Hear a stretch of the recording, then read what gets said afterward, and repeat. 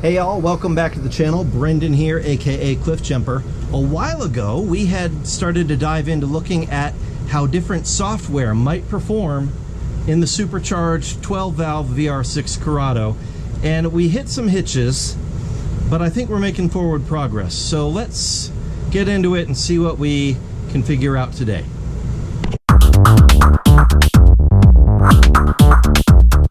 So yes, indeed, what I've run into with this, it's a 30-year-old car. There are not a lot of software companies that are making software for this car. So finding software that works for it has been a bit of a challenge, as finding any parts for we'll call it a modern vintage. It is technically a classic since it's 30 years old.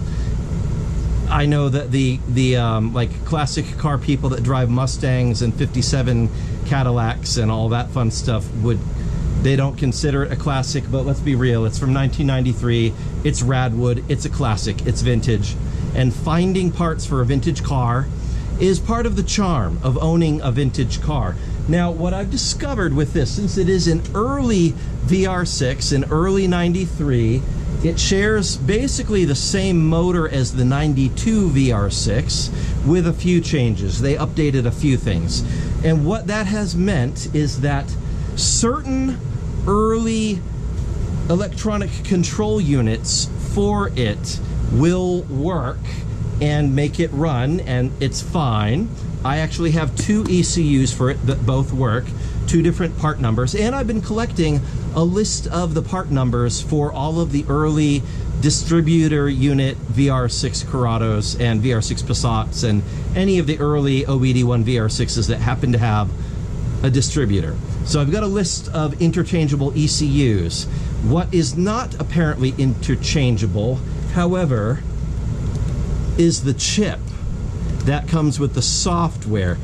They're pretty picky and pretty specific. So I have, for example, this is an S revision of the ECU. It's one of the later revisions, and the Auto Authority chip that I have in it, which is just a naturally aspirated tune, works great. Beautiful, love it. I drove on it for years. It's perfect.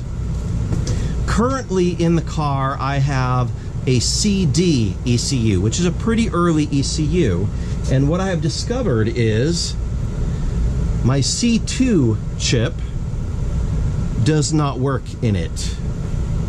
I got a chip from Bonbrenner as well, which is also C2 software. It did not work in that ECU either. And I currently have a Tektronix chip. Now, all of these chips are written with the supercharger in mind and pretty close to the spec that I have. What's running the car right now, you ask? Thank you for asking. Currently, I have Blitz tuning in there. So that is a UK-based software company. They wrote that chip with that ECU in mind. So it's the early ECU with early software. It runs okay, but it runs a little lean on the top end, and that concerns me because I would like my motor to last and I don't want it to melt down and overheat and all that fun stuff. So there's a couple of solutions. Solution one is I can redo the whole fuel system and do a rising rate fuel pressure regulator. Solution two is I can run what's called an ARC, which is a piggyback unit that ties into the ECU wiring, a mass airflow sensor wiring harness, and when it hits a certain airflow rating, you can adjust it so that it will spoof it into sending more fuel in there.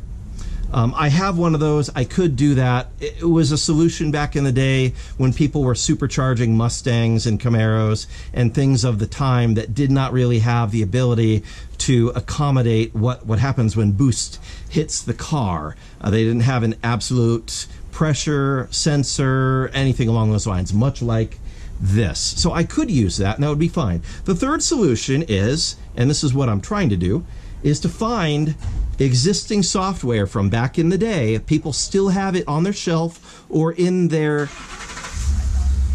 database, at least, that they can create a new EEPROM for me. So thank you to Tektronix for sending me this chip. We're going to try it out with the newer ECU and see if it works. Now, here's the big thing. It's really easy to find out. If I put a chip in the newer ECU and I go turn the key and the car doesn't fire up at all, then I know that this chip is not compatible with this ECU. But we have two ECUs. So I can take that chip and put it into the older ECU and see if it works on that. A lot of the software companies like Tektronix, like Bonbrenner, like C2, they don't necessarily have a catalog of which chip works with which ECU. They just have 12-valve OBD1 distributor ECU, and that's it. So it's a little bit of trial and error with some of this software. I did try to order software from another UK company, and they kept me on the, like, I ordered it on their website. They've got the 12-valve OBD1 distributor supercharger software chip on their website, and I ordered it, and 6 months went by.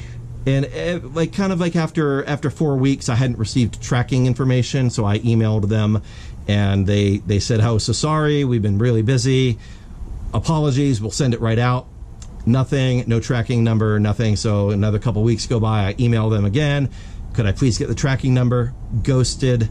I get ghosted for 6 months, and finally, when I emailed them and said, "Hey, I'm gonna do a YouTube video about your software, and it can either be a positive video or a negative one. Would you like to be the hero or the villain? It's your choice. Either send me the chip, which I paid for, or you know, you're going to get this negative video." And they immediately responded, well, lo and behold, and they refunded my money. So your mileage may vary with that company. I normally am not a person to go calling people out publicly, but yeah, I would not recommend buying anything from Dub Force Tuning in the UK. Unless you happen to live in the UK close by to where they are, and you can go physically pick it up from them. That might be the only caveat. But the sense I get was it's an internet scam and they don't actually sell anything. That's just the sense I get, because they never sent me what I paid for. They dragged it out. They ghosted me, and I'm sure that I never would have seen a cent of my money had I not threatened to out them on YouTube. But guess what? I'm still outing them on YouTube because yeah, anyway, they deserve that. It's on them. Do not buy from Dub Force Tuning. Do with that information as you will, but that is my recommendation. Anyway, we're going to go try out these chips with the two ECUs and see what happens. If it fires to life, then we can take it on the road. I will be looking at the air-fuel ratio meter to see if it's rich or lean. Most of them run within very similar parameters at low RPMs and under part-time load. It's not very dramatic. It's under full throttle at high RPM that I'm concerned about, so we're going to be checking that to make sure it doesn't drop out and go fully lean. And then what I might need to do also is there are a couple of software packages out there that I've been made aware of that are meant for the 36-pound injectors, the green top Bosch injectors. This currently has stock injectors with the 4-bar fuel pressure regulator. So it's a stock fuel pressure system, a new pump, new filter, new fuel pressure regulator. The injectors were new and flowed when I installed them in here when we did head work, and it runs beautifully. It passes smog. It's great. If I have to go to bigger fuel pressure injectors, so be it. We'll do that. But I would like to, since I'm not running a lot of boost, I'm running 5-6 pounds of boost. It's not dramatic. So I'd like to stick with the stock setup on the injectors if possible and just squeeze whatever I can out of them. So that's the hope with these chips, and I've been talking your ear off. I apologize. Let's put chips in the car and see what happens. So if you've never taken apart one of these OBD1 ECUs, some of them have regular Phillips head screws, some of them have Torx bits. This has the Torx bit. And all we have to do is remove these 4 bolts, and the guts will slide out of the chassis.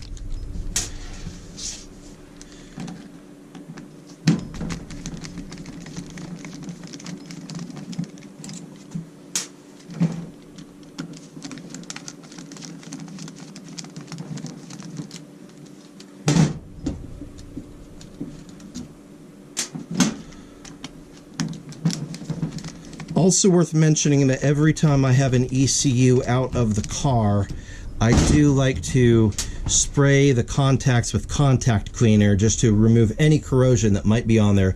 I'm going to do that now before I forget, before we pop this open.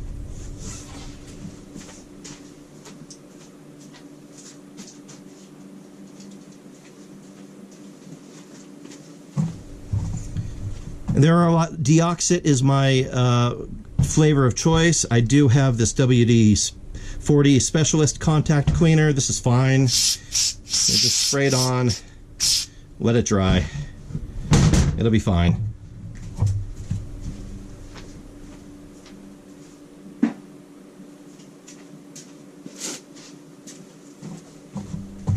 Now with the 4 screws out of the way, just a little bit of wiggling, and this comes out. I do like to mark which end is which because this does make a difference in terms of the orientation. So I'm going to mark, well, that's really hard to see here, but I am going to mark this, yeah.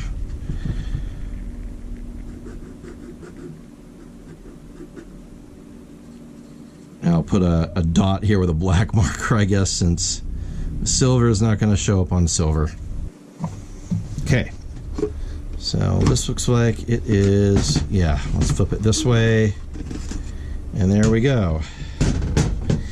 Underneath, you may or may not have this little plastic cover here, securing the chip in place. I'll go ahead and get a very small flathead screwdriver to release that. But it's a nice little bit of vibration protection. You can also just sort of very carefully push it out from the outside, and there we go.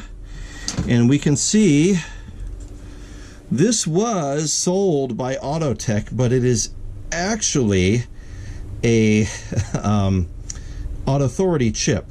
It does have a carb EO number. I'm going to take a picture of that so I can make a carb number badge for it. And you can see also, look, they've marked that this is for a CD ECU. The CD chip does work on the S ECU that is in here. So that is, unless I have, unless I get the cases backwards when I had these out earlier, that is entirely possible. So I might have to dig around on the circuit board itself just to see if there's a part number here embedded to make sure this is actually the S ECU and not the CD that I have. But I'm pretty sure this is matched up with its case the way it's supposed to be. So yeah. One thing to note too, there is going to be a little notch at one end of the chip, and there's a notch underneath it in the bed. The other end is flat and flat. That is how you know which orientation the chip goes. So notch is going that way on this chip. In terms of lifting the chip out, the Brits call these spudgers. You know, there isn't a great word for it other, but it's just a plastic pry tool that you can use to stick underneath here and very gently wiggle and wedge this out. We don't want to bend any of the pins that are inside there. We don't want to put stress on the circuit board. So just take your time. It'll come. A little wiggle, wiggle, wiggle. We've got a few with different size teeth.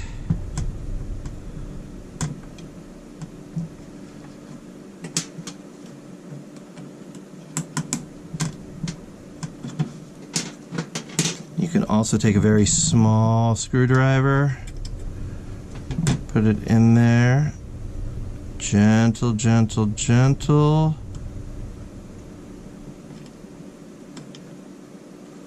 That's giving me some buy-in. I still want to get back here with this other spudger. There we go. All right. And good to have something like this that you can stick your chip in so that it will stay without bending any of the pins. So that's going to go there. We are going to try the Tectonics tune.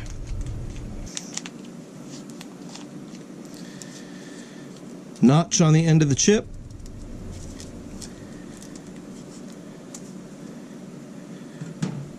Delicately make sure it is lined up in all of the holes.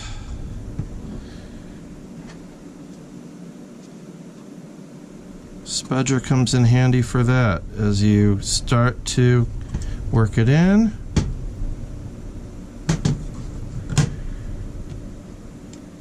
There we go.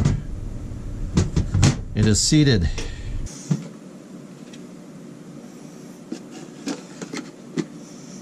Back it goes.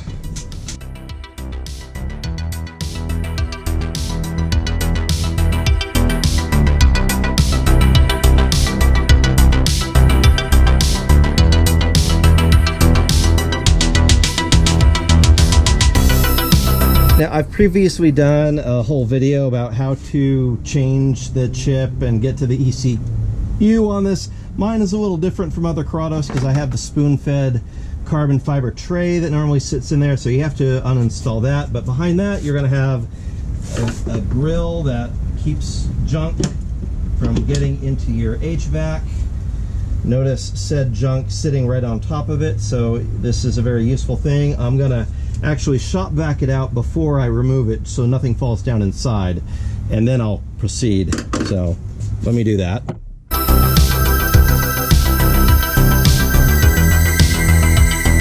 That way you can see this is the modifier I actually installed a carbon filter in it. And it's very helpful. There's a video on how to do that yourself.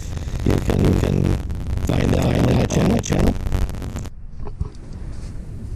So right here, that's the 10mm bolt that you need to get to.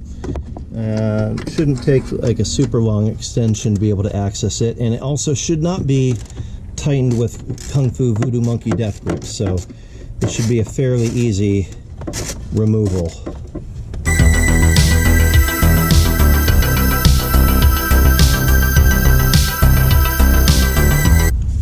Now, the reason the orientation matters is because the ground points here have to connect with this bracket in order to sit in correctly. So I'm going to go match up the other ECU with this, and let's see if it'll fire up.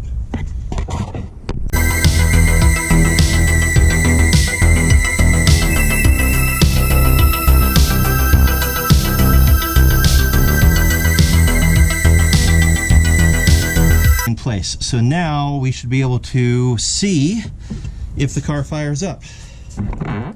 Let's see.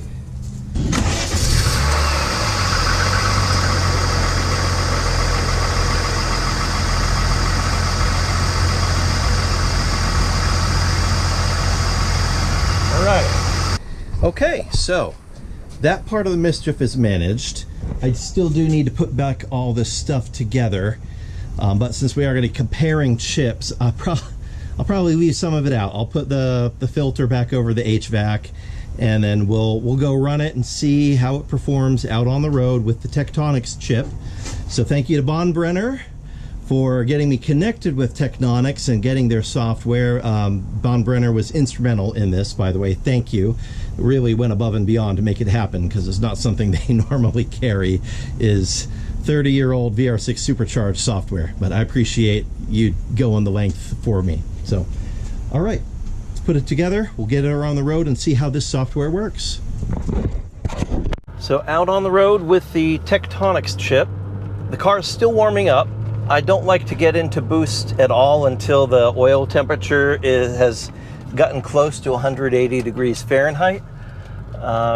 So what I'm going to do is actually, it needs some fuel. I'm going to drive to the local gas station, fuel up, and then by the time we get there, the motor should be fully warmed up. So I'm just going to take it really easy until then and keep an eye on the air fuel ratio meter just to see how this chip is doing with the fueling that I have for part throttle casual driving.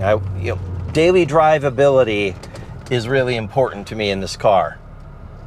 So how it idles, how it manages accelerating gently.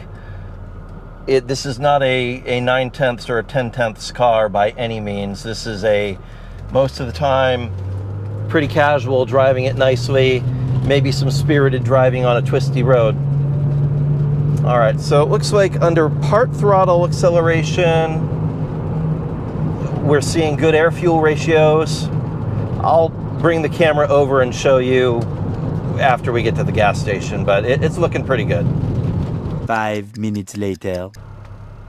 The idle's nice and smooth. It's completely warmed up now, 182 degrees in the oil temperature. Water temperature seems to be right about 190, 195, just shy of the 200 mark on the gauge here.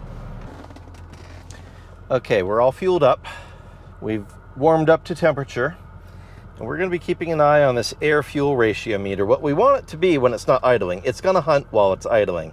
But under part throttle, what I'm seeing is it's going just a little toward the rich end, and that's good. With the Blitz chip, it's right here dead in the middle under part throttle acceleration. That's perfect. That's really, it's the ideal mixture. I don't mind being a little rich on part throttle if that keeps things happy. What we want to see is a little rich under full throttle acceleration. So I'm going to be keeping an eye on that when we go out and find a stretch to do a little test.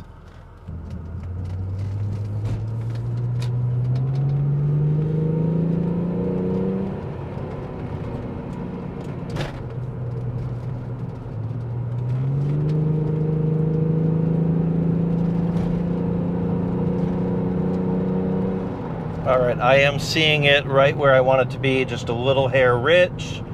There is a truck in front of us, so I can't really wind it out. If I just downshift it and give it a whirl. Nope. Still lean.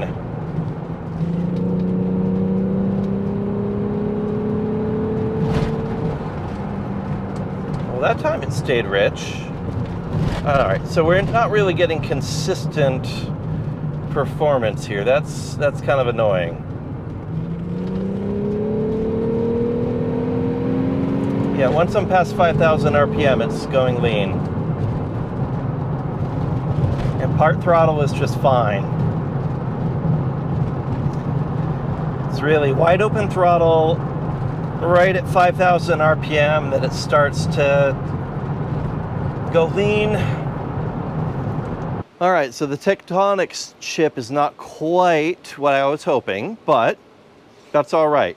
They have let me know that they have a few other software profiles that they can provide to me to try out if this chip actually did run in the car, because some chips won't make that ECU run, but it did.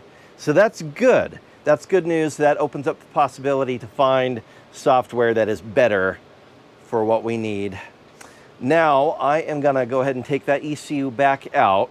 We are going to pop in the C2 software and try that out and see if it's any different, hopefully better under load at 5,000 RPM and above. So let's see. To be fair, I have two sets of C2 software.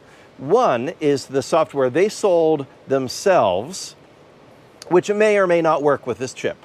And it has an encryption piggyback board that sits in there, and then their chip sits on top of that. So we'll give that a whirl. But I also have some of their software without the encryption that was provided to Bonbrenner. So they've sent me that chip. I will give that a whirl as well, and we'll see. So we're gonna dive through and test out the different software. And there is one other solution as well. I don't know if I mentioned it or not, but stealth tuning in the UK. There's a gentleman out there named Vince who apparently is a wizard with programming these old 12-valve VR6s, and he has software for the supercharger with low boosts, just like my setup. And he has the software specifically for the CD ECU, which I know that works with the other ECU that I have. It might work with this, I don't know, but it definitely works with the other one because I've got CD software in the other ECU. Wait, no, I take that back. I had CD software running in this one. So this one will run CD software, so that'll work. All right, great. And if that wasn't enough of an option, I also found that one of my friends is selling another 12-valve distributor ECU. It's, I think, a BD or a BJ. I don't remember which one, but it's an earlier revision, and so that gives us something else that we can mess around with as well. So we've been moving chips around between the two different ECUs to see which ones actually let the car fire up and run, and it's been very hit or miss. So far, the early ECU that I have, which turns out to be an A. I thought it was a CD, but no, it's an A. That pretty much will only run with the Blitz chip that was in it already. So I am gonna pop that sucker back in and keep running on that for now. This is the S ECU, and it will run on the CD software from Tektronix. It just goes lean above 5,000 RPM, just like the Blitz chip. It will run on the Auto-Authority naturally aspirated software, which is also CD software, and that's fine. It will not run on the C2 with the encryption, and it will not run on the Bonbrenner burn of the C2 software without encryption. Also, the Bonbrenner won't run on this, and the C2 won't run on this either. So this is pretty much a dedicated ECU just for the Blitz Supercharged software at this point in time. Now what I'm wondering is, since both the Tektronix and the Blitz chip are good until about 5,000 RPM and then they go lean, I'm wondering if I really just need to upgrade the injectors on this. This still has the stock injectors on it. Now the Blitz software is supposed to be mapped for the stock injectors. The Tektronix that they sent me is mapped for 26-pound injectors, which yeah, interesting that with them it was running rich at part throttle with that software. I would think that it would be it would be thinking that it was sending more fuel than it is. I would think it would be running lean at part throttle at the lower RPMs, but no, it's running rich. So that's weird. But we have an inroad with Tektronix, and like I mentioned, I've got Vince out at Stealth Racing in the UK, so he's going to be sending me a chip for what I have. Thank you, R2D2. And we'll try that out with the S ECU that does run successfully on CD software. Yeah, get that all straight. So anyway, we're making progress. We're documenting what works and what doesn't. For the time being, I'm putting Blitz back in there with the early ECU, and I'll wait for another chip from Tektronix and the Stealth Racing chip, and then we'll swing back and do this again. So we're making progress towards finding what software is available today in 2024 and moving into 2025 that you can use on your vintage Supercharged VR6 Corrado 12-valve OBD1 distributor Corrado. To be continued. And on that terrible disappointment, it's time to say goodbye. We'll be back.